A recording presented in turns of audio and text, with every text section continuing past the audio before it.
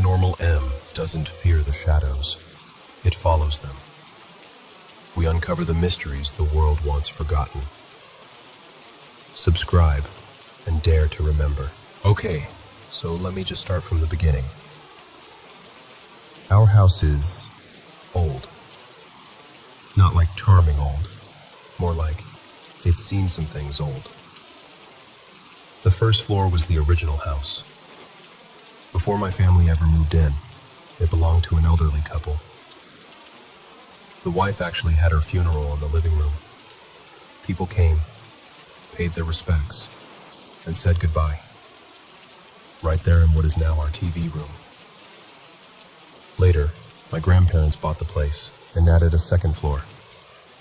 So the top floor is newer, but the bottom has all that history baked into it. My Grandma June, also passed away in the first floor guest room. So yeah, this house has had more than one goodbye inside its walls. Now, before I was even born, weird stuff was already happening. One night my dad was in the tiny downstairs bathroom, sitting on the toilet, smoking a cigarette out the cracked window. Super glamorous, I know. He said he suddenly heard a very clear, very stern voice right behind him say, "Put it out." Not yelling, just firm, like a scolding. He swears he dropped the cigarette, flicked it out the window, yanked up his pants, and ran out of there. There was no one else around the bathroom. The window looks out over the side yard. No porch, no people. Just that voice. Then there was my Granddad Earl. He was dozing on the couch in the family room one evening when he woke up to the smell and sight of smoke in the air.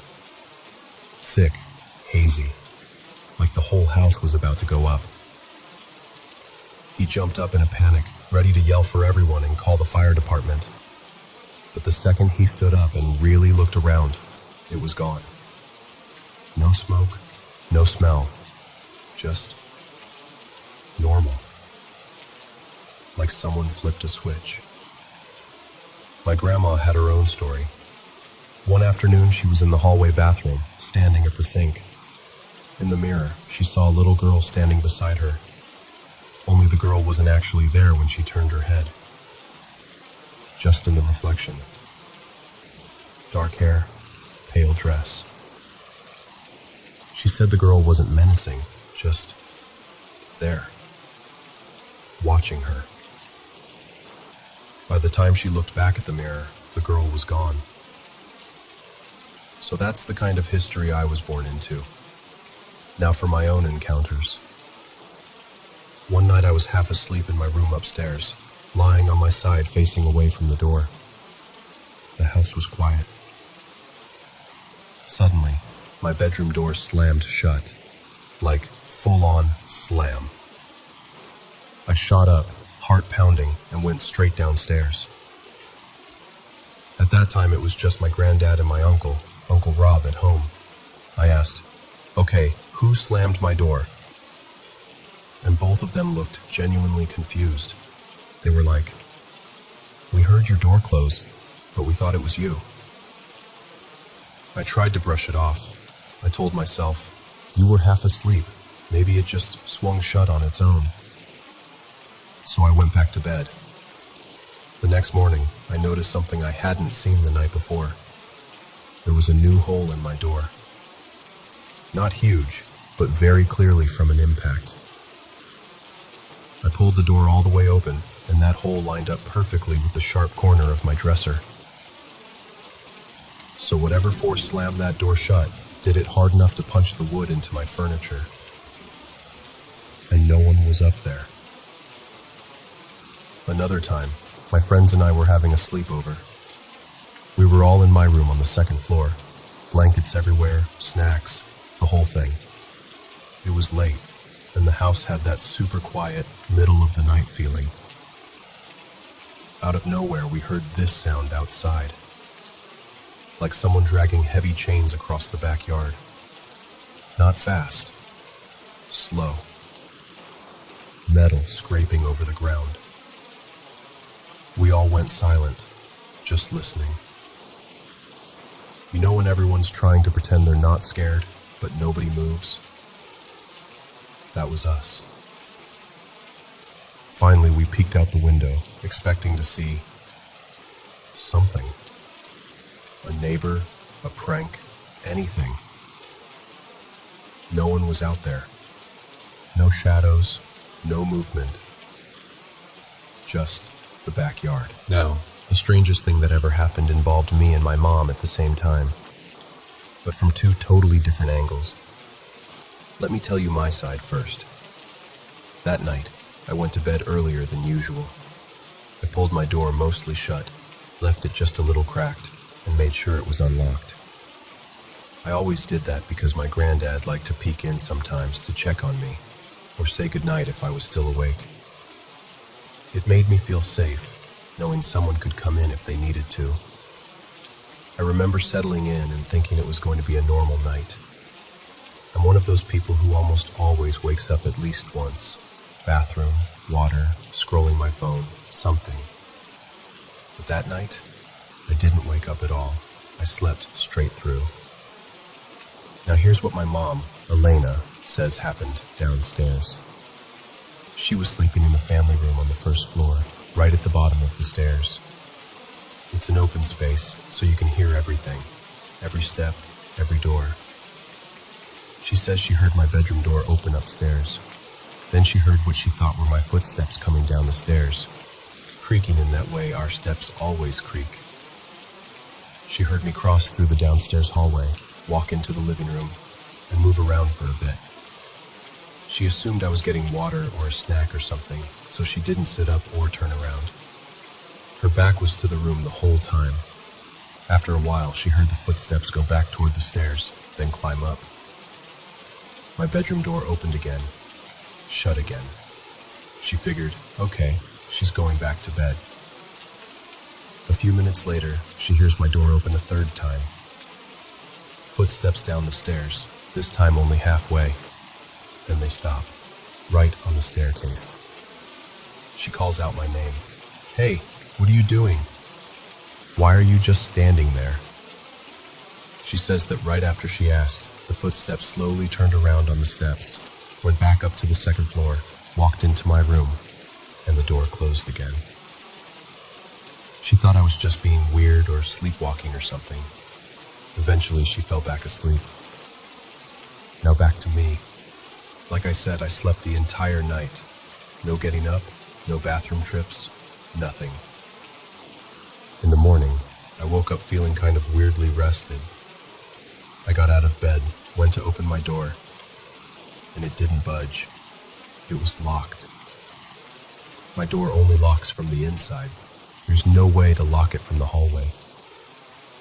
I just stood there for a second, staring at the doorknob like, how? I clearly remembered leaving it cracked and unlocked, specifically so my granddad could check on me if he wanted.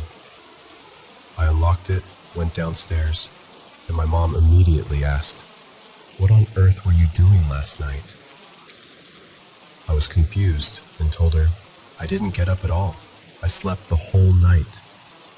That's when she told me everything she heard.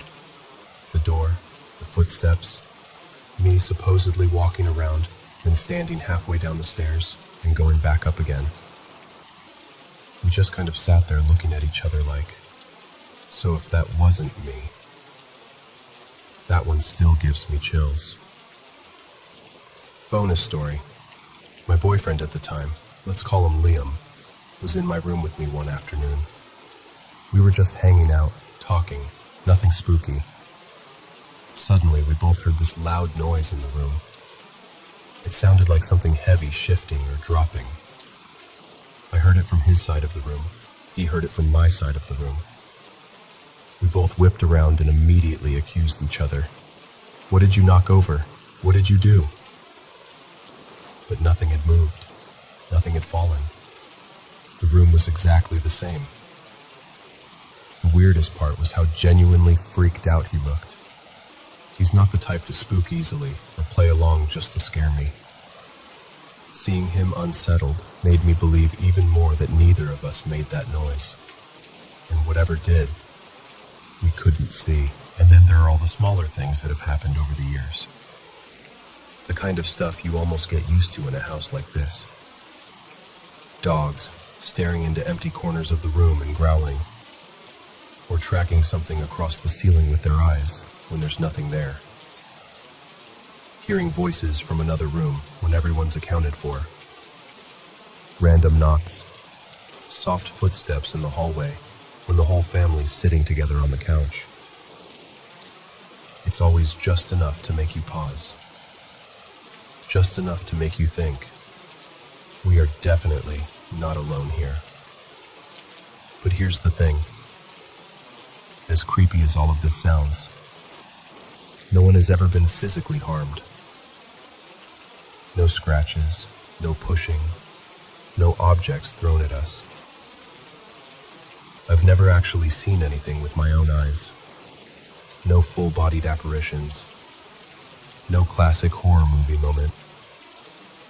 It feels more like the house is still shared. Like the people who loved it before us. The ones who said their goodbyes here. Never completely left. So yeah, that's my haunted house. And for better or worse, it's home.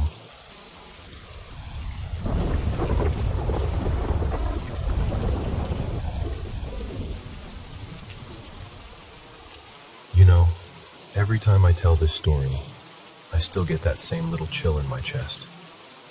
So, I must have been about 8 years old.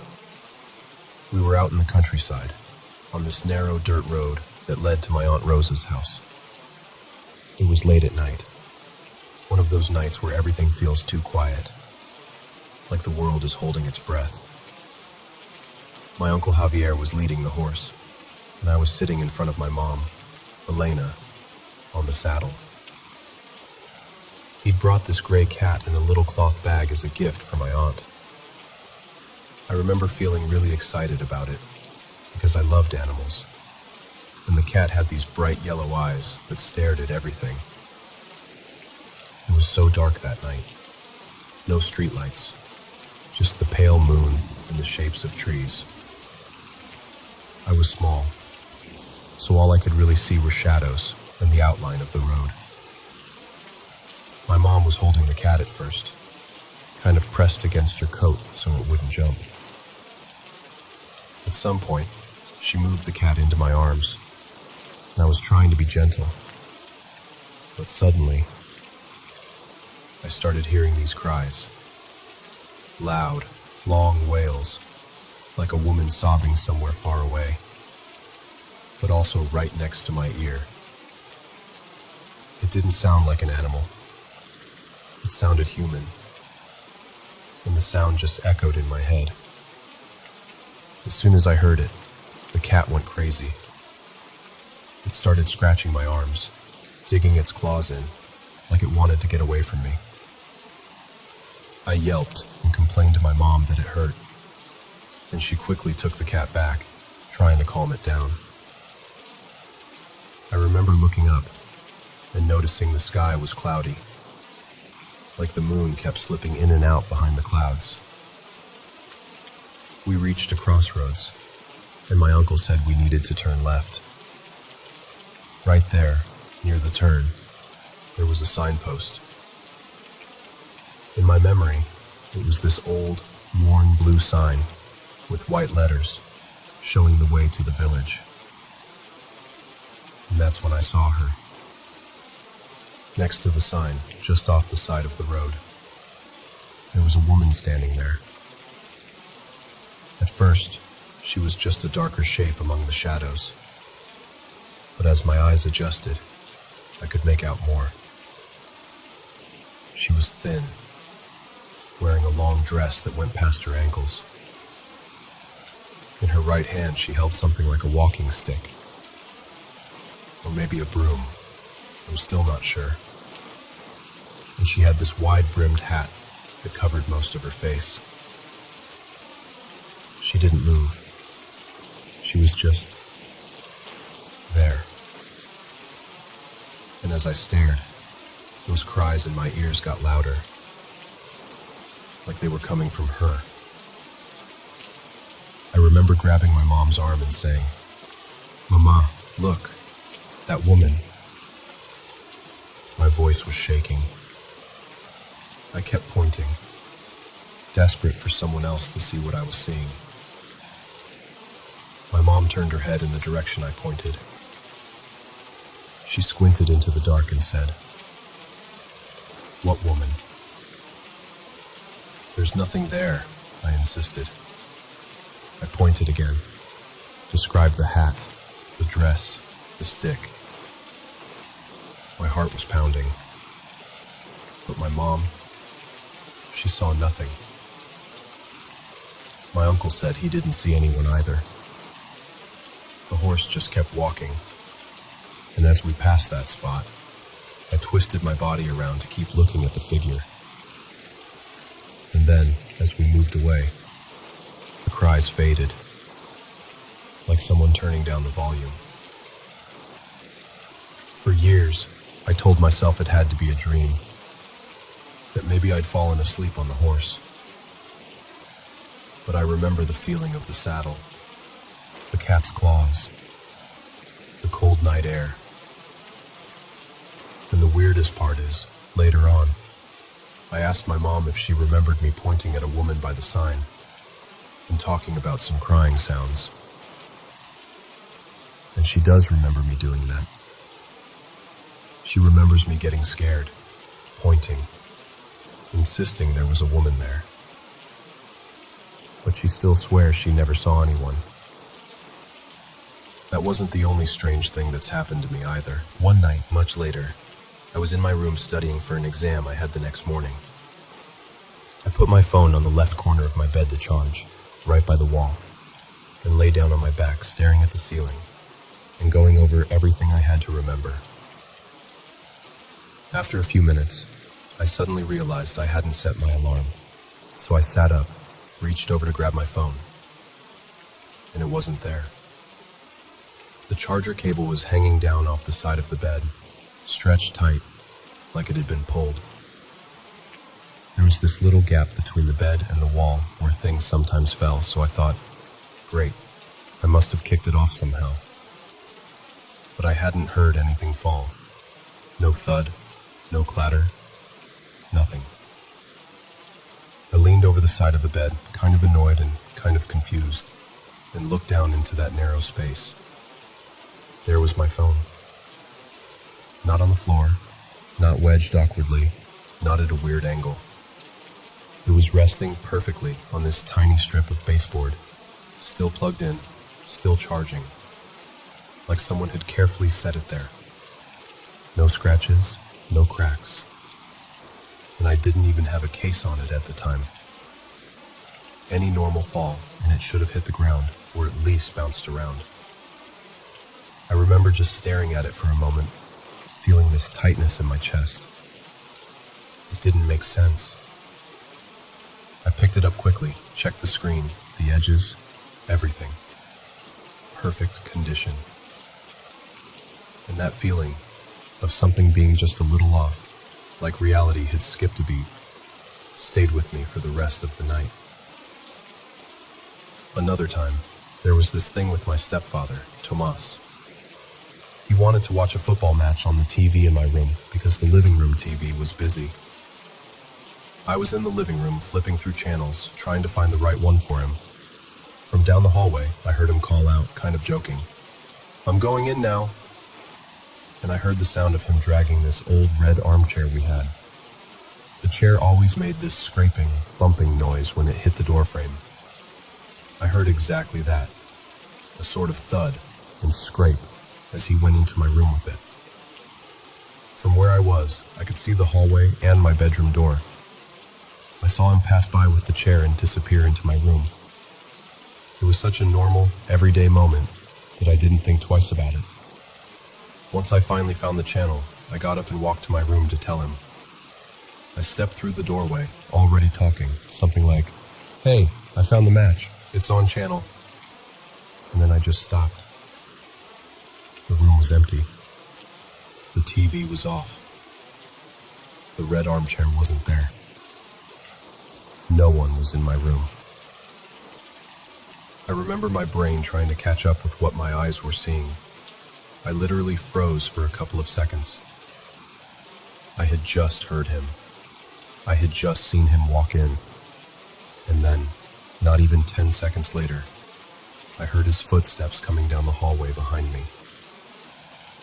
Tomas appeared, dragging the same red armchair, and said, in the same playful tone, "I'm going in now," then bumped the chair against the doorframe in exactly the same way I'd heard before. This time, I watched him physically enter the room. It felt like I'd seen it twice. First like a preview, and then for real. I didn't tell him right away what happened. I just stood there, watching him set up, feeling like I was slightly out of sync with time. Later, when I did tell him, he laughed and said I must have been tired or distracted. Maybe he's right. Maybe there's an explanation for all of this. But here's the thing. Those moments, all of them. The woman by the roadside. The cries no one else heard. The phone neatly balanced where it shouldn't have been. My stepfather entering my room twice. They're burned into my memory in a way that regular days aren't. Sometimes I tell myself it was just my imagination, or coincidences, or my brain filling in gaps. And other times, I wonder if, in those quiet, in-between moments, out on a dark road, in the space between a bed and a wall, or in the doorway of a room, something slips through that we're not supposed to notice. And every now and then, for just a second, we do.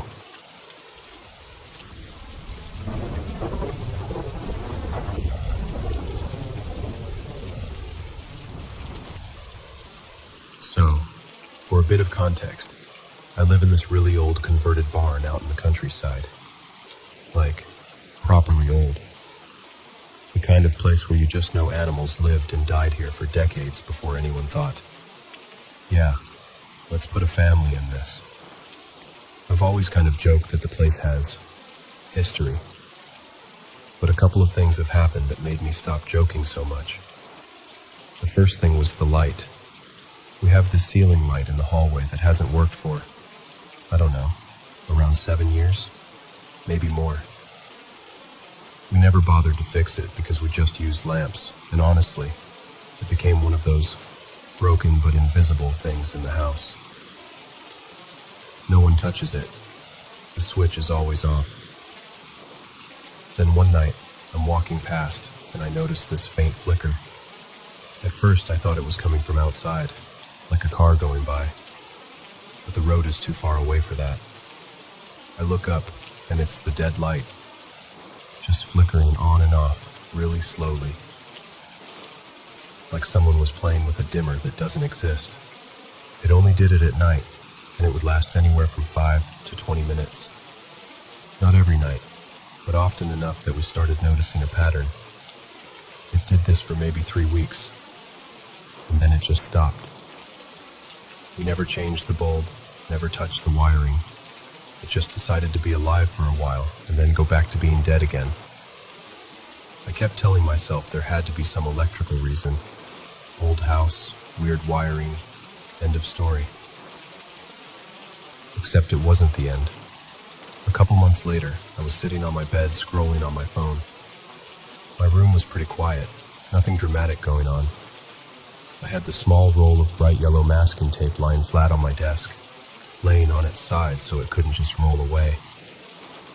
Out of the corner of my eye, I see movement. The tape doesn't just tilt or wobble, it slides. Clean across part of the desk and drops to the floor. Not a huge distance, but enough that my brain went, nope. Physics did not sign off on that. I kind of froze. By the time I fully turned to look, it was already on the floor, nowhere near where it had been. There was no breeze, no window open, no one else in the room. I tried to shrug it off, but it definitely stuck with me. Then there was the knee thing. One night, I'm lying in bed in the dark, half asleep, half in that weird in-between stage. I had one leg slightly bent, resting on top of the blanket. Out of nowhere, I feel this pressure on my knee. Not like a cramp, not like a muscle twitch. It felt exactly like a hand. Fingers pressing in, squeezing my knee. Not hard enough to hurt, but firm enough that I knew it wasn't just in my head. I absolutely lost it. I screamed, sat straight up, and yanked my leg in like something was about to grab the rest of me. A second later, the feeling was gone. No lingering pain, no pins and needles, nothing. Just my own heartbeat hammering in my ears. I tried to tell myself it was just a muscle spasm or my brain misfiring as I was falling asleep. But the shape of it, the way it felt like an actual hand, that's what really unsettled me. Now, my dad, well, his name's Daniel, but everyone calls him Dan, has his own story about this house. Before the place was properly fixed up, he used to sleep here alone sometimes while doing renovations. One night, he was in what's now my room, sleeping in almost complete darkness. No TV, no street lights, just that heavy, quiet kind of dark you get in the countryside. He said he woke up to the slow creaking on the stairs. At first, he thought it was the house settling, like old wood shifting. But then it kept going. Step, pause, step, pause. He realized it was getting closer. Up the stairs, along the landing, heading straight towards the bedroom door. He was lying there, absolutely still, just listening. The creaks stopped right outside his room. Like whatever it was had reached the doorway. He finally reached over and flicked on the lamp beside the bed. The second the light came on, silence. Nothing. No more creaks. He told me he got up, opened the door, checked the landing, checked the stairway, the front door, everything.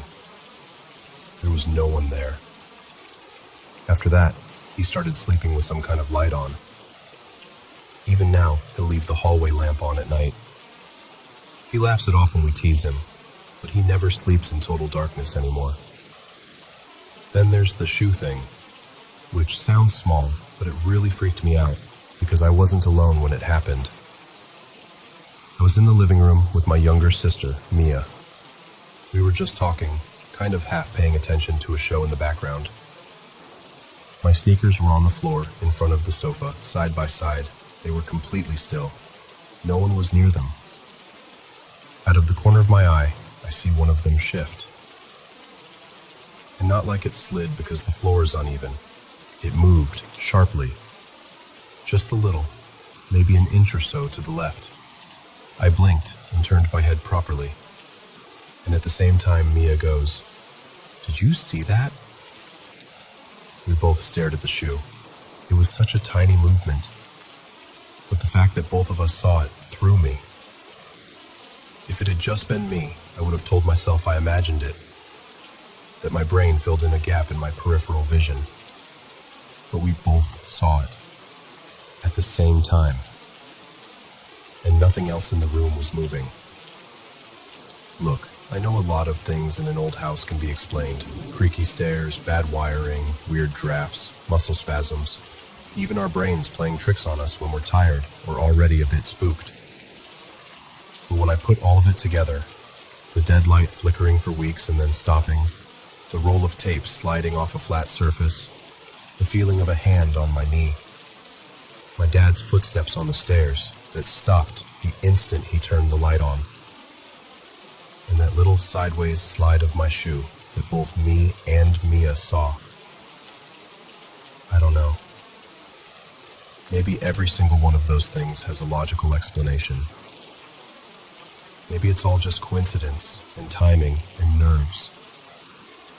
But living here, actually being in this house, day in and day out, It sometimes feels like the barn doesn't want to be completely empty. Like something that used to be here never really left.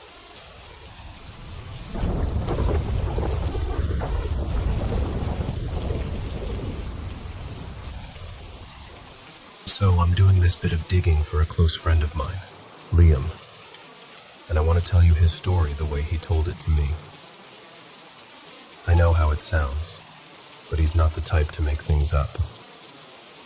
And even after all these years, his hands still shake when he talks about it. This all started back in late spring of 2012. Liam was staying at his nan's place in the Bar Hill area, just outside Peterborough. You know those quiet estates where every sound carries, and you can smell people's dinners from halfway down the street? That sort of place. It was one of those bright, clear afternoons. Cool enough for a jacket, but the sun was doing its best. He decided to go for a walk in a spot everyone local just calls the Brambles. It's a tangle of scrub and trees, with little paths cut through by years of kids messing about and dog walkers taking shortcuts. Nothing special. He'd been there dozens of times. He told me that, at first, everything was completely normal. Birds, distant traffic, the occasional shout from kids somewhere behind him. And then, as he stepped off the main path, just a few meters, he said, everything cut out. And I mean everything. No wind in the branches, no birds, no distant rumble of cars. Just this hard, dense silence that felt like it had weight. He said it felt like he just walked into a room where someone had been arguing, and they all went quiet the second he opened the door. That's when he saw it. About 15, maybe 20 feet ahead, between two scruffy-looking bushes, something stepped into view. He described it as a grayish figure, but not gray like clothing. Gray skin. The kind of color you see in the underside of an animal, or something that hasn't seen the sun in a very long time. There was a light covering of fur over it, thin and patchy, more like wiry hair than a proper coat. It was hunched, the spine curved, shoulders high, and it moved on all fours. Not like a dog, he said. More like something that could stand upright if it wanted to, but preferred not to. Its eyes were the worst part. They were a deep, burning orange, with dark red pupils that didn't look quite round. He said they reminded him of embers in a fire, when you poke them, and they flare up for a second. And even from that distance, he felt them lock onto him. He heard this low sound coming from it, somewhere between a growl and a wet, grisling sort of throat noise. It wasn't loud, but it went straight through him in a way that normal sounds don't. Every nerve in his body told him he shouldn't be there. He said the feeling was very clear. You're not welcome here. Get out. The whole thing lasted maybe 4 or 5 seconds. That's all. But he swears it felt stretched, like time had been pulled thin, long enough for every detail to burn itself into his memory. And during those few seconds, the air around him turned bitterly cold. Not just a gust of wind, not a chill. He said it felt like stepping into a walk-in freezer. His breath didn't fog or anything. It was just that sharp, bone-deep cold that makes your skin tighten. Then he blinked, and it was gone. No sound of it moving off. rustling in the bushes. 1 second it was there, locked eyes with him. The next second he was just staring at empty trees and scrub. And as soon as it vanished, all the background noise snapped back. Wind, birds, distant cars. Like someone hit unmute on the world. That's when the fear properly hit him. He turned and just ran. Full-on, blind panic. He told me he didn't even look back once. He sprinted all the way to his nan's house, slammed the door and locked every window and door he could find. Then he just sat on the floor with his back against the hallway door, heart hammering, listening for anything. He noticed a few things in the aftermath when he calmed down enough to think. There were no strange lights. It didn't get darker, like a storm rolling in. There were no odd smells. It was just the silence, the cold, and that thing. He's never seen it again, not with his own eyes. At first, he tried to rationalize it. He remembered hearing that the zoo over near Shepreth had an escaped wolf in the early 2000s and wondered if his mind had just cooked something up from that old story. But the more he tried to line it up in his head, the less it made sense. He kept coming back to the proportions. Too tall, too long in the limbs, shoulders too high, and those eyes, not right for any normal animal. The closest thing he could compare it to, he said, was the werewolf form of Professor Lupin from the Harry Potter films. But even that was only a rough approximation. It was like someone had taken that idea and made it real in a way that didn't belong in our world. Over time, we started throwing ideas around. The one that kept coming up was Skinwalker, or something like it. Some kind of entity, not just an animal that wandered too far from home. Now that would be unsettling enough on its own, but that wasn't the end of it. A little while later, maybe a few weeks, he had a second encounter, not far from his nan's house. There's a nature reserve about a 10-minute walk away, a wide field with a single, lonely-looking tree in the middle. If you're from the area, you probably know the one I mean. It was early evening this time, sky turning that pale gold you get just before sunset. Liam went out walking again, because what else are you going to do? Stay inside forever? He cut across the field, heading vaguely towards that lone tree, not really thinking about anything in particular. Then he heard it. A slow, rhythmic creaking. At first he thought it was just the branches moving in the wind, except there was barely any breeze. But the sound kept coming. Creak, creak, creak. Steady, like a pendulum. He looked up at the tree. Hanging from one of the thicker branches was the dark outline of a woman, gently swinging back and forth. Not sharply, not violently, just swaying, like the wind was pushing her in slow motion. He couldn't make out her features clearly. It was more of a silhouette, but he could see the line of the arms, the fall of the dress or long coat, the slack curve of the body as it swung. The rope, if that's what it was just a darker streak against the sky. He told me he couldn't look away. He tried. He said his eyes actually hurt from staring, but it was like they were locked in place. He described it as feeling pinned, like something in that scene was holding him there, insisting that he watch. He said it wasn't just fear. There was this heavy sadness pressing down on him, like walking into a room where someone's been crying for hours. a sort of grief he couldn't explain. Then his body did what his mind couldn't. He blinked. Just a normal, involuntary blink. And when his eyelids lifted again, the tree was empty.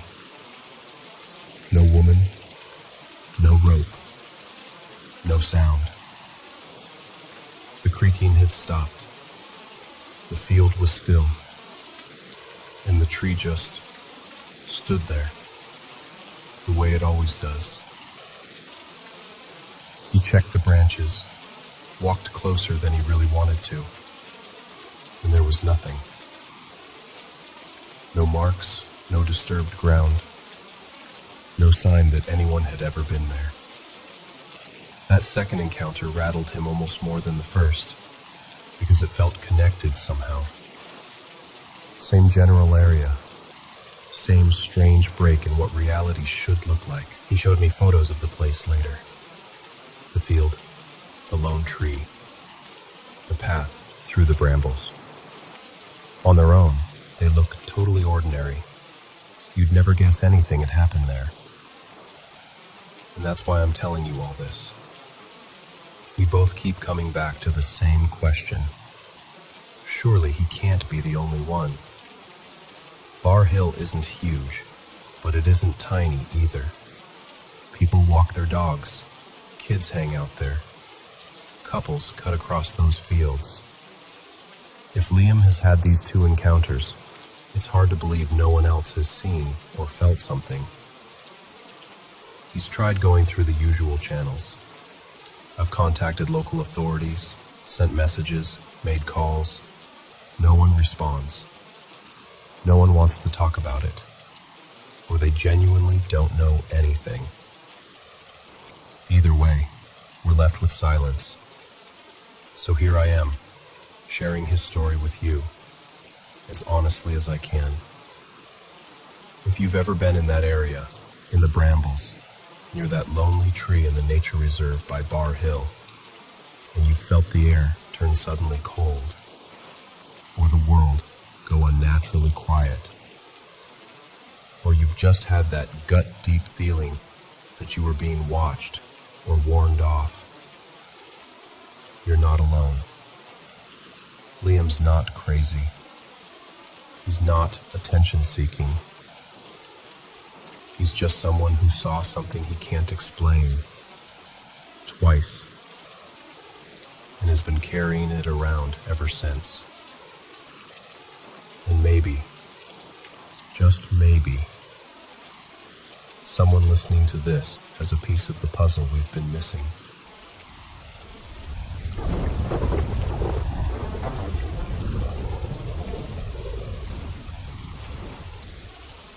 So, before I dive into this, I always have to start with a disclaimer. There's no proof of what I'm about to tell you. No photos, no audio, no physical evidence. Just me, and one once dear friend who heard every single thing I did. This was in the mid-1970s, long before everyone carried cameras in their pockets. I didn't own a camera, or a tape recorder, or anything like that. It actually wasn't until around 2005 that I started seriously researching the paranormal. Back then, I was just a kid with a job and a love for the outdoors. One of my first real jobs was in retail, at a sporting goods store. Early 70s. I worked my way into managing the camping department over the summers. And the attitude toward customers back then was different. We weren't just clerks ringing things through. We were salespeople who actually knew the gear. We listened, asked questions, matched people to the right tent or backpack. We took a kind of pride in it.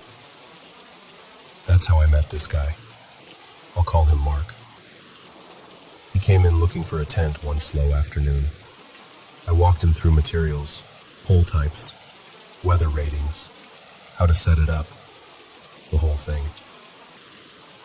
He was impressed that some skinny college kid actually knew what he was talking about. We got talking, first about camping, then about trips, then about life in general. And by the end of that shift, we weren't just salesman and customer anymore. We were friends. During the summers, when classes were out, Mark worked as a canoe guide up in Algonquin Park in northern Ontario. He led long canoe trips, sometimes 2-3 weeks at a time. Canoeing, portaging, backcountry camping in places you absolutely could not drive to. He was in demand because he knew what he was doing. People trusted him with their safety for weeks in the middle of nowhere. Over the next couple of years, I started tagging along on some of his shorter trips. We'd spend long weekends exploring quiet corners of Algonquin. He taught me how to hang food properly so black bears couldn't get to it, how to read the wind on the lakes, how to listen to the forest and know when something wasn't normal. I admired him, not just for his skills, but for how calm he was. Nothing rattled him. Around him, I always felt safe. And of course, me being young and eager, I kept saying, "We've got to do a real trip, not just 3 days. I want to know what it's like to really push it." 2 weeks. Deep in, I wanted the full, stripped-down, hard mode experience. Eventually, that chance came. We planned a longer trip, about 10 days. We paddled and portaged for several days straight, deeper and deeper into the park. By Mark's estimate, we were at least 25 miles from where we'd first put the canoe in. No roads, no cabins, no people. Just lakes and forest. One late afternoon, I said to him, "Let's find somewhere really remote tonight. Somewhere that feels different." And he nodded, like, "Okay, you asked for it." We ended up spotting this small island in the middle of a quiet lake. Just one marked campsite on it. No other sites nearby. No cottages. Nothing. It was the kind of place where, when you stop paddling, the silence presses in on you. We pulled up, unloaded the canoe, and got to work. We pitched the tent in the middle of the island, set up camp, and made dinner over an open fire. The sky went from gold to deep blue, and then to that velvety dark you get so far from the city. I remember thinking we'd only seen one other canoe the entire day. It really felt like we were cut off from the world, like stepping back 100 years, easy. We'd just finished eating. We were sitting by the fire, leaning back on our packs, talking lazily about nothing in particular. That's when we heard it. At first, it sounded like something big moving through the trees. And that's not unusual up there. Branches snapping, underbrush being pushed aside. I remember thinking, okay, maybe a bear. Maybe a moose. We both kind of froze and listened. But pretty quickly, we both realized something was wrong. It wasn't just branches breaking. It sounded like something plowing through the forest, like a bulldozer made of teeth and muscle. The island wasn't very big, and we were camped near the center. We could hear this thing, whatever it was, coming from one end of the island, toward us. And then came the sound I can still hear in my bones. This scream, this primal, ripping sound, like an animal and a human and something else all balled into one. It started to our right, way down at one end of the island, and within seconds, the sound was suddenly all the way over on our left. Not just the scream moving, but the crash of it barreling through thick timber, as if it had crossed the entire island in maybe 10 seconds, maybe less. Now, that might not sound impossible until you picture the terrain. This wasn't smooth ground. It was tangled roots, dense underbrush, fallen trees. You'd be hard-pressed to force your way 10 feet through that stuff in 10 seconds. But whatever this was, it sounded like it was tearing from one end of the island to the other. Full speed. Screaming. I remember turning to look at Mark. The firelight was flickering across his face, and he was pale. Not worried about the weather pale. This was someone who'd spent years leading people through the wildest parts of that park. I had never seen fear on him before, but in that moment, he looked genuinely terrified. He locked eyes with me and said, very quietly at first, "We need to get off this island." Then, a half second later, louder, with this edge I'd never heard from him, "We have to get off this island. Right now." We moved. I don't think I've ever packed so quickly in my life. We didn't bother with proper gear organization. We just grabbed what we could, shoved it into the canoe, and dragged it down to the water. The whole time, that thing, whatever it was, kept crashing and shrieking, here, then there, like it was circling the island or bouncing from one side to the other way faster than any normal animal could move. We pushed off and paddled hard, straight out into the lake. We didn't go far, maybe 100 yards, maybe a bit more, but it was enough to put water between us and the island. The fire was still burning on shore, casting this orange glow over the tree line. For the next 15 minutes or so, we just drifted and listened. It felt like chaos on that little patch of land. The sounds were huge. Snapping wood, violent movement, that awful screaming and growling that didn't sound like anything either of us had ever heard before. The only comparison I've ever been able to come up with is, imagine listening to a war movie, the kind set in World War II, but all compressed onto a tiny island. Explosive bursts of sound, then sudden silence, then another rush. And then, just like that, it stopped. No slow fade, no retreating footsteps. One moment, pandemonium. The next, silence. The kind of silence where your ears ring because they're trying so hard to find something to latch onto. We sat there, floating in that silence, paddles resting across our knees, too wired to talk. Eventually, Mark said, "We can't stay out here all night." And he was right. Hypothermia is just as much a threat as anything else in those conditions, even in summer. So, very reluctantly, we turned the canoe back toward the island. I remember how wrong it felt to set foot on that shore again. Everything looked normal. Our camp was just there. The fire had burned down a bit. The tent was standing. Nothing was torn up or scattered. No broken trees, no claw marks. Nothing to show for the violence we'd just heard. We walked slowly, listening, half expecting something to leap out at us. But nothing did. We stoked the fire back up, sat close to it, and talked in these low, careful voices, like we were afraid of waking something. Eventually, exhaustion won. We crawled into the tent, lay there listening for hours, and somehow, we made it through the night without another incident. Morning came. The island looked ordinary, peaceful even. No tracks we could identify, no torn-up path through the underbrush. No sign of anything that could explain the sounds from the night before.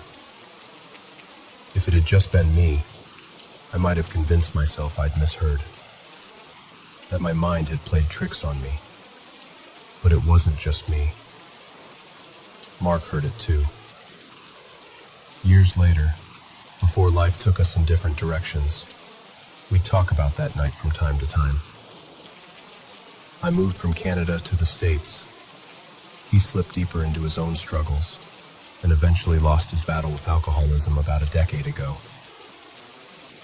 But whenever we revisited that memory, it was like no time had passed at all. We'd both go quiet for a moment, and then one of us would say, "Do you remember the island?" And the fear would come back. Not as sharp as that night, but still deep. Still there. Like something lodged in the nervous system. We never found an explanation. We never turned it into a story with a neat ending or a label we were happy with. It's just this thing that happened out there in Algonquin Park, on a small island in the dark,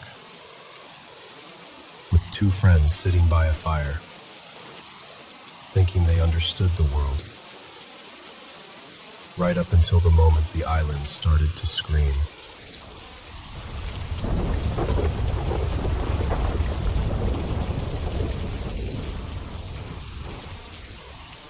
So, I've been thinking about this for a long time, and I guess I just want to talk it through, like I'm telling it to a friend. When I was little, maybe around 6 or 7, I had what I think was my first sleep paralysis. I'm still not even sure that's what it was, but it felt like it. In this first episode, I was in this old house made mostly of dark wood. That kind of house is really uncommon where I'm from, so it already felt strange. I was lying in a small bed in what I knew was a bedroom, and every time I closed my eyes, I saw a child. Just a kid. Very pale skin, straight black hair, just staring at me. I tried desperately to open my eyes, and sometimes I could.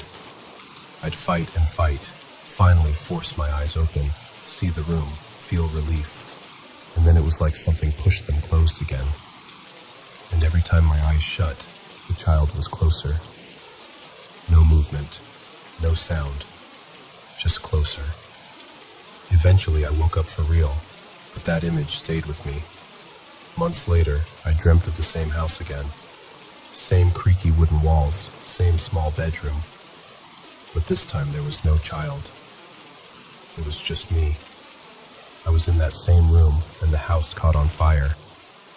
I remember the heat, the orange glow coming through the door, the sound of crackling wood. I knew I should run, but I couldn't move. I just watched it burn. Years went by, and then the house changed. In another dream, I was in a completely different house. It was brighter, like a family had just moved in, or was about to.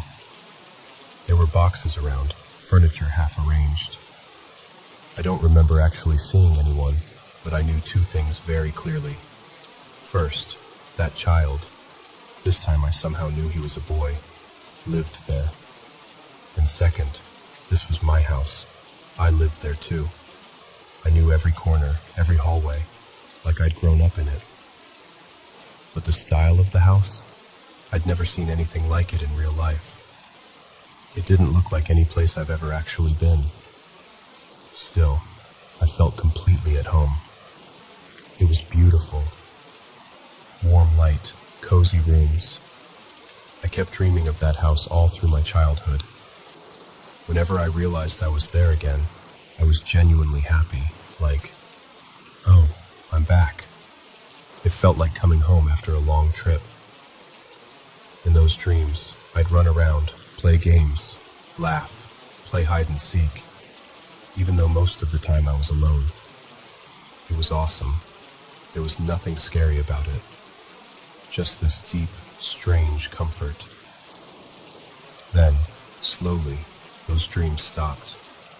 I stopped dreaming about the home house. I stopped seeing the old wooden house that burned. I stopped seeing the child. Everything just faded out. Life went on. School, friends, growing up. I didn't think about it much. And then, 2 weeks ago, now that I'm 26, and all of this started when I was maybe between 5 and 9, It came back. I dreamt of him again. This time, I was back in the old wooden house, the one that eventually caught fire in my dreams. Only now, it felt like I was there before the fire ever happened. I walked into the kitchen first. There was a woman there, his mom, I just knew it, cooking something on the stove. She was humming a song I didn't recognize. She turned around at one point, and I could see her face so clearly. But she couldn't see me. It was like I was a ghost in their house. I didn't question it. I knew exactly where to go. I walked down the hallway, turned left, and went straight into the child's room, like I'd done it 100 times. He was sitting on the floor, playing with little toy cars or maybe blocks. I can't quite remember. But he was younger than in my first sleep paralysis episode. Back then, he seemed like maybe 8 or 9. This time, he looked like a little kid, maybe 4 or 5. I stood there and watched him for a moment. Then I looked at his face. He turned his head slowly and stared straight at me. And then he screamed. It wasn't a normal scream. It was this raw, horrible sound, like he was absolutely terrified. Like something inside him was breaking. It sounded like someone screaming for their life. As he screamed, his eyes changed. His irises went completely black and huge, and around the black, there was a thin red ring. It was so vivid it still makes me feel sick to remember it. But here's the thing. Even with all of that, it didn't feel like he was some evil entity or a monster. It felt like he was a victim. Like something was happening to him, not coming from him. I woke up with my heart racing, and since that last dream, I felt uneasy at home. Nothing huge, just off. My apartment building is about 30 years old, so of course there are normal noises. Pipes, neighbors, the elevator, whatever. And those sounds don't really bother me. When I hear something I can easily explain, I'm fine. I don't get that uneasy feeling. But other times, there's this coldness. This sense that the air shifts just a little. And what really unsettles me is this feeling that there are two presences around. One just watches. Not necessarily bad, just observing. The other feels wrong. Heavy.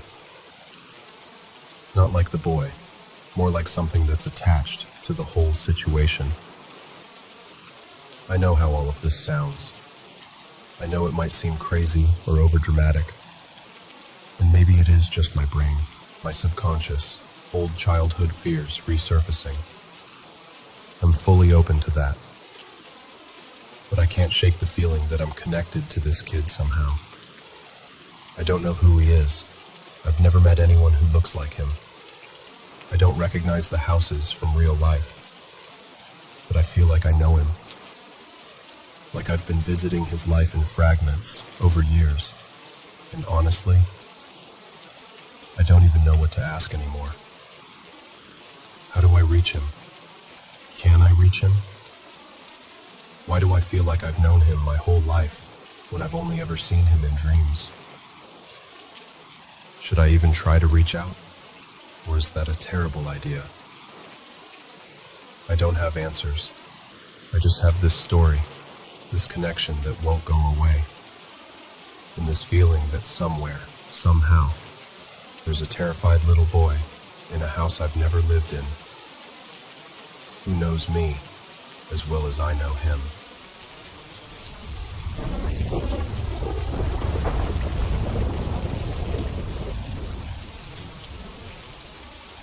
So, hey, I guess I'll just talk to you like we're sitting together on the couch, because that's honestly the only way I can get through this without shutting down.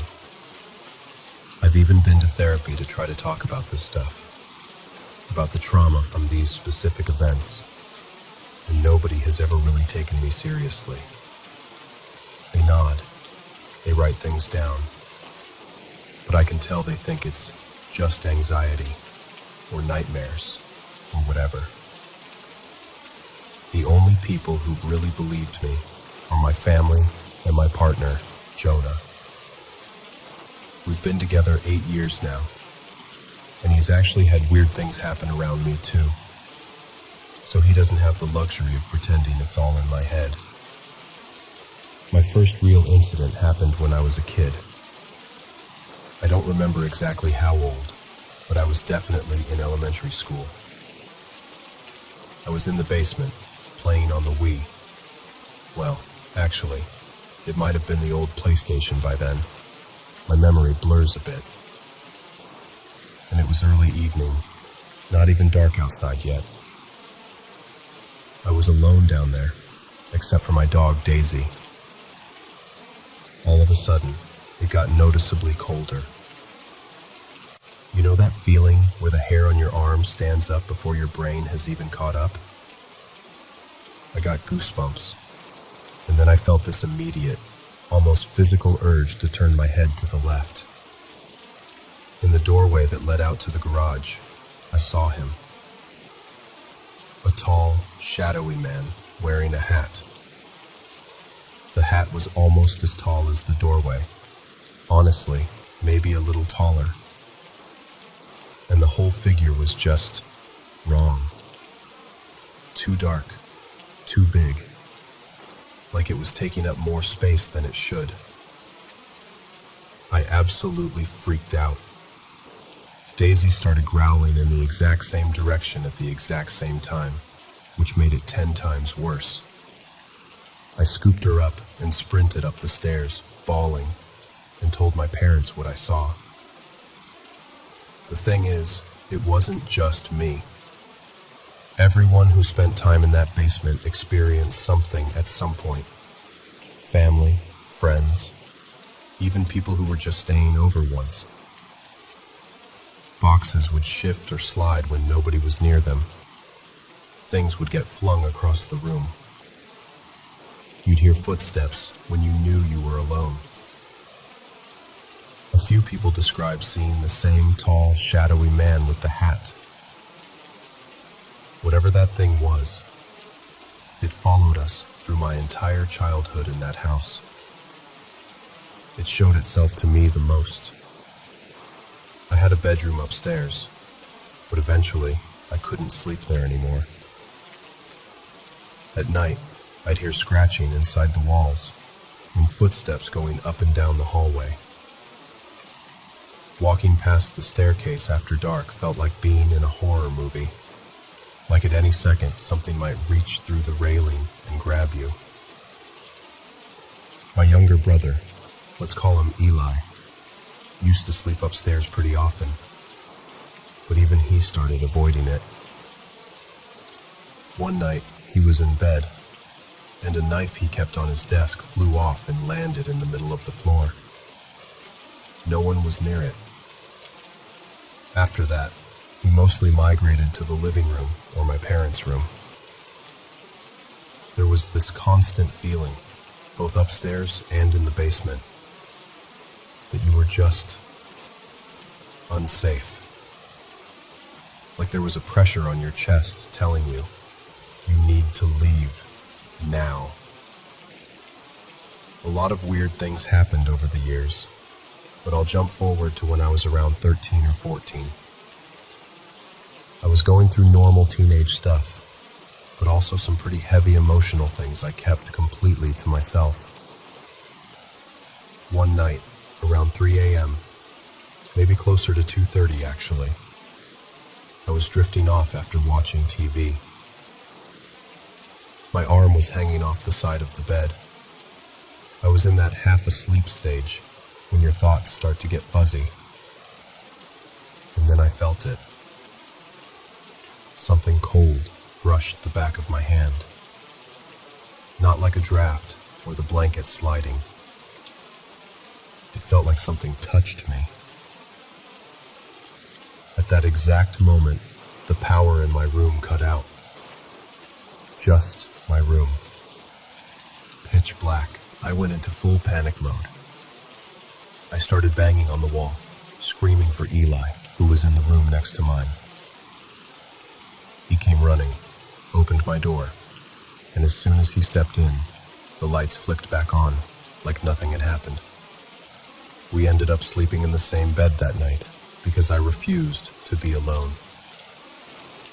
Eli used to sleep in the living room a lot, because he didn't like being upstairs alone anymore, and he didn't want to sleep with my parents past a certain age. Every once in a while, he'd wake my parents or me up in the middle of the night, terrified. He'd say he saw this goat-like, shadowy figure in the hallway, the one that connected the basement stairs, my parents' room, and the back door. Sometimes he described it more like a twisted, hunched-over animal than a man. My parents saw it too. Not often, but enough that they stopped telling him it was just his imagination. There was also another thing Eli and I both dealt with. He would come into my room some nights and wake me up, shaking my shoulder, saying something really tall had been peeking at him through the crack in his door. He said it would stand there and just stare at him for a while. And then he'd hear footsteps going down the hall toward my room, where they'd suddenly stop. He named it the Peeker, like it was almost a joke, but not really.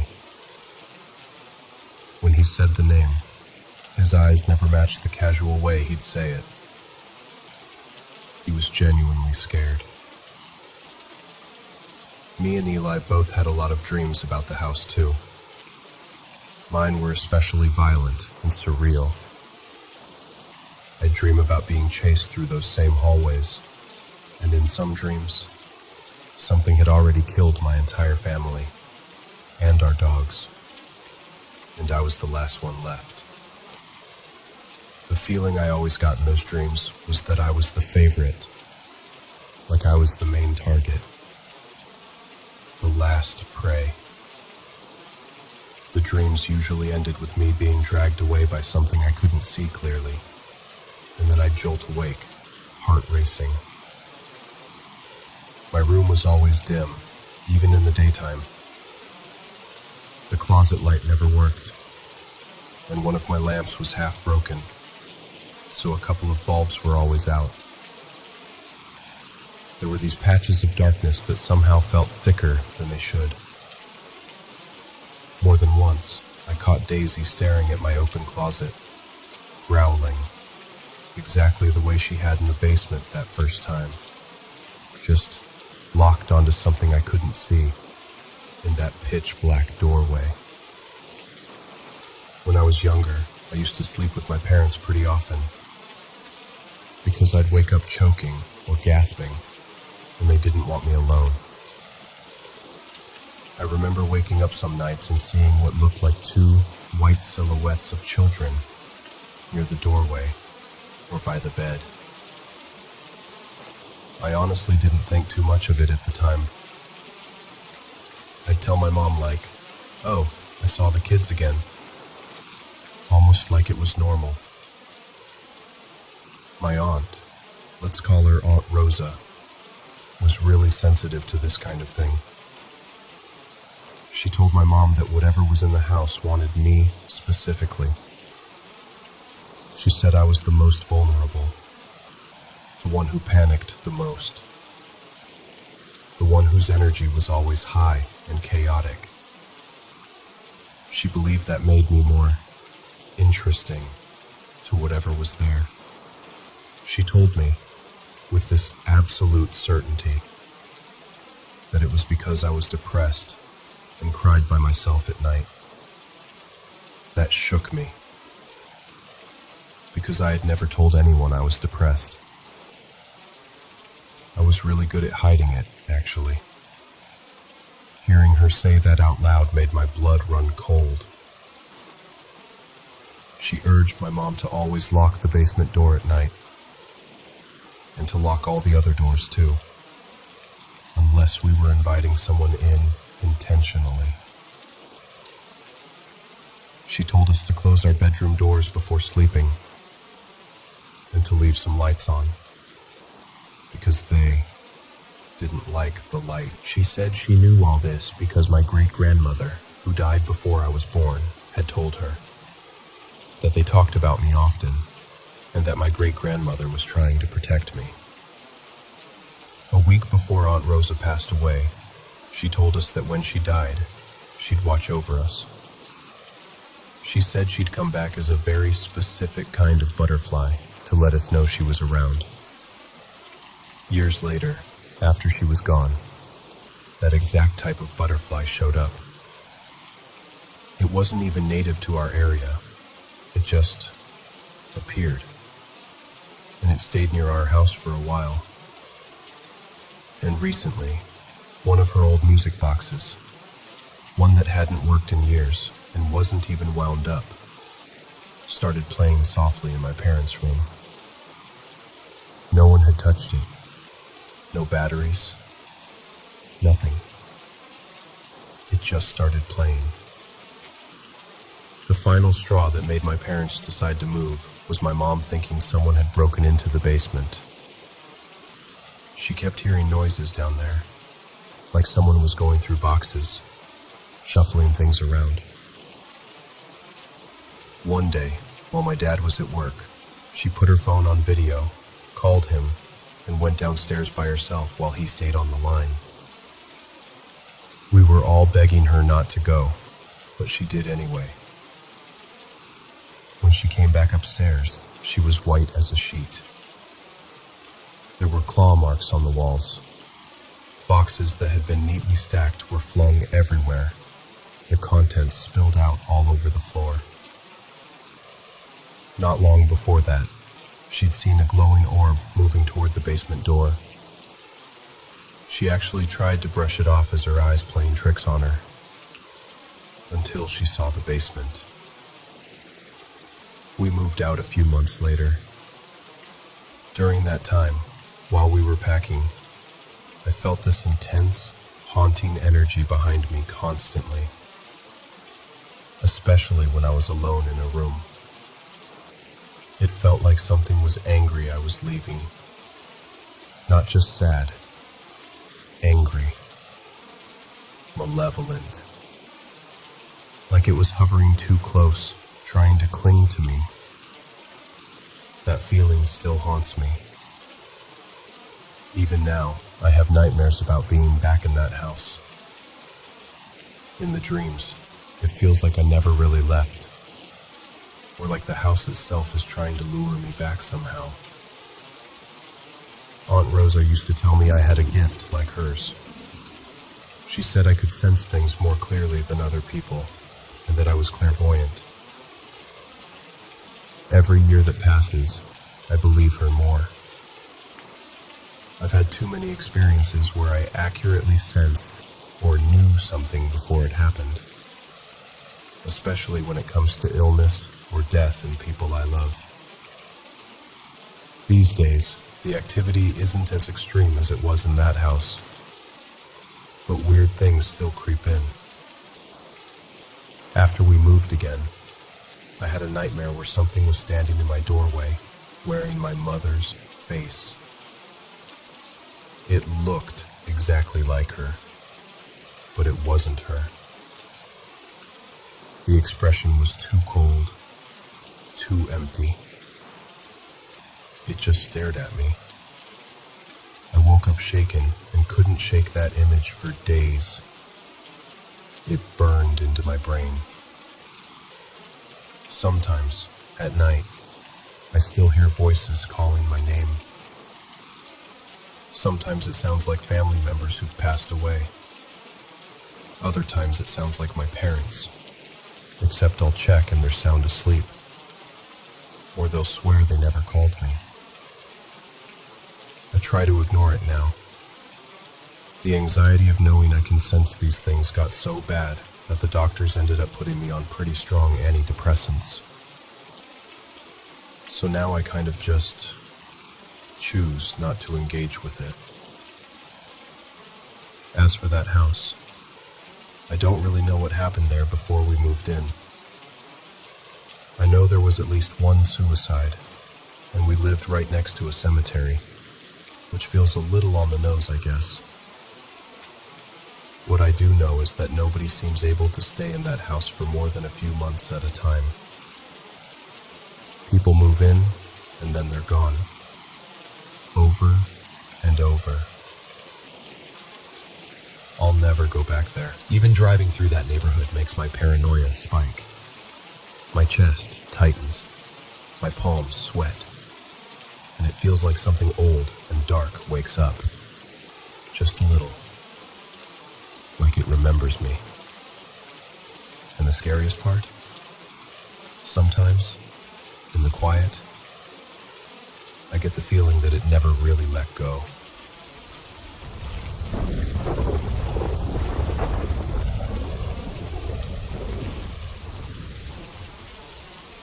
Okay, so I'm 19 now, but this all started when I was in second grade. I used to ride the bus to and from school with my older brother. He was a couple grades ahead of me, so he always sat in the back with the big kids, and I sat more toward the middle. At the start of the year, it was like musical chairs. Random kids sitting next to me every morning until everyone figured out their permanent bus buddy. One morning, this girl I had never seen before slid into the seat beside me. And immediately, this smell just hit me. It wasn't bad, exactly. It was like this stale, old, musty smell. Like a closet that's been shut for years. Or pages in a book that's been in someone's attic forever. I still don't know how to describe it properly. It's like I only recognize it when I smell it. Anyway, I'll call her Lena. Lena was a few grades above me. I think she was in 5th. But other than that, she looked like any other kid in school. Nothing dramatic, no cape, no goth aesthetic, nothing. The only weird thing about her was that smell, because I had never smelled anything like it in my very long and worldly 7-year-old life. I honestly don't remember how we became friends. One day she just started sitting next to me, and then suddenly we were talking every morning like we'd always known each other. After about a week, on a Monday, she leaned in all serious and said, "I have a secret to tell you tomorrow. I can only tell it on Tuesdays." So obviously, I spent the whole day and night and next morning hyped out of my mind for this big secret. When Tuesday finally rolled around and we got on the bus, she turned toward me and said, "I'm a vampire." Now, even at 7, I knew what a vampire was and that they were not real. I'd seen them in cartoons and kids' shows. Like, I knew they were monsters from stories. So I just kind of stared at her like, "Girl, no." I told her I didn't believe her, and she got this offended, determined look on her face and said she'd prove it. And this part is burned into my brain. She told me the vampires can grant wishes. I had never heard that in any vampire story, so I was like, that's not a vampire thing, that's a genie thing. But she was adamant. She said if I wished to become a vampire, she would turn me into one, and then I'd see she was telling the truth. So I'm thinking, okay, this is obviously fake, so sure, why not? I agreed. I said, "I wish I was a vampire." She snapped her fingers, super dramatic, and told me to look in the big mirror at the front of the bus, the one the driver uses to see all the kids. I was sitting on the aisle side, so I leaned out into the lane to look. And I swear to you, I did not see myself in that mirror. Everyone else was there. Kids, seats, movement. But where my little head should have been, there was just nothing. like a gap. I remember my stomach dropping. It was like all the air got sucked out of me. I started freaking out. I don't know if she'd figured out some kind of angle thing with the seats and mirror, or if she was low-key a kid magician, or something else. But I was not in that mirror. She stayed super calm and told me to wish not to be a vampire anymore. So I did. I said I wished I wasn't a vampire. She snapped her fingers again, told me to look back. And when I leaned out this time, my reflection was there, like normal. After that, I believed her, fully, no questions asked. That's when I started noticing other little things. For one, she didn't have sharp fangs or anything, but her teeth were interesting. Her canines weren't pointy, but they stuck forward a bit, kind of like Kirsten Dunst's teeth when she played Claudia in Interview with the Vampire. It gave Lena this slight lisp that was kind of cute. Then there was the bus thing. She never rode the bus home on sunny days, ever. The only time she'd be on the bus in the afternoon was if it was cloudy, raining, or the sun was already low and hidden. At first I thought it was coincidence, but it kept happening, day after day. Rain, she was there. Bright sun, gone. She was seriously committed to the bit. She'd also remind me, regularly, not to tell anyone she was a vampire. She'd lean in and say, in that very matter-of-fact kid way, "If you tell anyone, I'll wish you never existed." It didn't exactly scare me, weirdly. It was more like unsettling. Like, okay girl, chill. I'm not telling anybody. There was also this one side quest where she pointed at a boy in my grade, I'll call him Ethan, and told me he was a werewolf. She said it so casually, like she was just pointing out someone's shoes. I was like, sure, why not? Vampire girl, werewolf boy. Okay. About a week after the mirror incident, she told me that I could get one wish every Tuesday. Just one. I wish I could tell you what I wished for, but every time Tuesday came, my brain just blanked. I remember sitting there going, I don't know, let me think. Then on Wednesday, I'd suddenly know exactly what I wanted and tell her, and she'd be like, it's Wednesday, too late. So I basically wasted my weekly vampire wish subscription. Even so, I never got bad vibes from her. It felt like I was the only person who really knew her. No one else talked to her on the bus, and since we were in different grades, I never saw her once we stepped off. She just sort of disappeared into the school somewhere. For a long time after all of this, I just assumed she was a kid who had watched some vampire movie and fully committed to roleplay. But then I remembered how things ended. The last time I ever saw her was a Tuesday morning. I got on the bus expecting the usual, you get one wish routine. But instead, she told me there was going to be a monster party that night. She said she wanted me to sneak out of my house and come. I was curious, but I also knew there was zero chance of 7-year-old me successfully sneaking out anywhere. So I just said, okay, sure. The way kids do when they have no intention of following through. I asked where the party was going to be, and she told me the location would come to me in a dream. That's how vampires kept secrets, she said. As soon as I got off the bus that day, I basically forgot about the whole thing. I went home, had my normal kid afternoon, and went to bed like always. And that night, I had one of the most vivid dreams of my entire life. In the dream, I was at this party full of monsters. Not the super scary, modern horror versions. They look like old black and white movie monsters. Classic vampire, classic mummy, classic Frankenstein type. They were all just walking around, drinking from red cups like they were at a regular high school house party or something. It felt weirdly casual. I walked through the room, and eventually saw a vampire who looked exactly like the stereotypical Dracula. Pale skin, widow's peak, long cloak, dramatic fangs, the whole deal. Behind him, there was this huge opening in the floor that looked like the edge of a cliff inside the building. It didn't make sense, but dreams don't care about architecture. I walked up to him, and he smiled and said something like, "Oh, you made it." It wasn't creepy or threatening. It felt almost friendly, like he'd been expecting me.